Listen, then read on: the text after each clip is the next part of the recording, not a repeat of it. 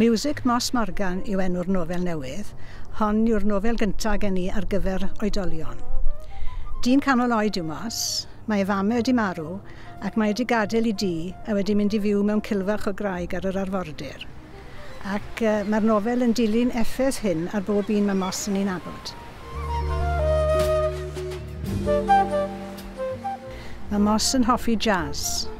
I hoff beth yw gwrando ar fiwsig. Dyna'i gwmni mae'n gwrando trwy'r amser ar ei iPod. Ac yn y nofel mae pawb arall, y cymeriadau eraill, yn clywed Miwsig Moss yn ei ffordd ei hunain, a hynny'n i ysbrydoli nhw i wneud rhywbeth na fydden nhw ddim fel arall wedi wneud. Bob nos ar ôl gwaith, roedd Moss yn agor y drws ffrynt. Os nad oedd llythyr ar y llawr, roedd e'n cau'r drws heb gamu dros y trothwy.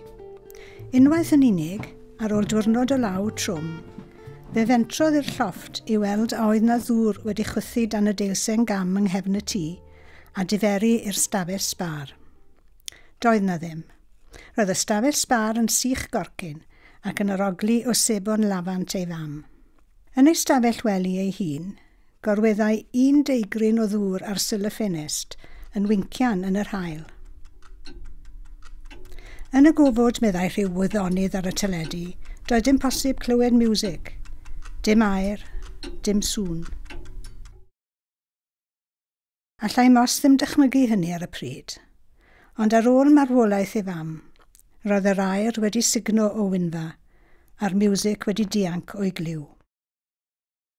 Prif gymeriad y stori yw Bronwen Jenkins sy'n weddw 55 oed, ac mae Moss yn effeithio arni hi yn fwy na neb am resymau sy'n mynd yn ôl flynyddoedd, ac felly mae hi falle yn cael rhyw fath o newid bywyd o achos Miwsig Moss.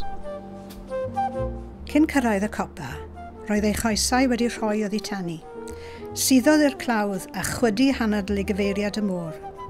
O'r fan hon, doedd mynydd yn ddim byd ond darn o bapur sidan, ac Aberberwan yn ddim byd ond broc môr. Doedd hithau'n ddim byd ond gronyn o lwch ser yn sownd wrth graig. Cododd ar ei heistedd, sgubodd ei gwallt chwyslyd o'i thalcen ac aros i'r gwynt ei chaledi. Hanner canllath i ffwrdd tua'r de, nythai darn o darpolin fel defnyn o wlith yn llygad yr haul. Roedd wedi edrych arno sawl gwaith, cyn sylweddoli mae'r werddon bach ddisglair hon oedd ogof Moss. Gwerddon, Blue Heaven. Ochneidio ac ar yr union eiliad honno, fe lithrodd yr haul yn dyner tua'r gorwel. Lledodd bwrlwm o donau gwyrdd felyn tuag ati, a gwynt cynnes yn ei dilyn.